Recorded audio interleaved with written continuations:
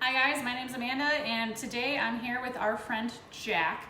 Now his full name is Flapjack and that's because he's a pancake tortoise. And now that we got the punny stuff out of the way, we can talk a little bit about Jack and his shell and what makes him different from other turtles and tortoises.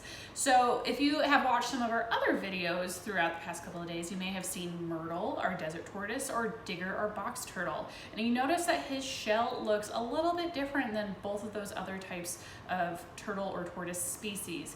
And that's because he is a little bit different than them. So let's just get some basic anatomy out of the way first. The top of the shell is what we call a carapace, and the bottom of the shell is what we call a plastron. Now, the plastron on pancake tortoises is a little bit different. It's actually a little squishy or spongy, and that's because when Jack needs to get away from predators or animals that might be trying to eat him, he can actually kind of suck in his gut a little bit, kind of like when we're putting on a tight pair of jeans, and he can actually hide in rock crevices or tight places to get away from his predators.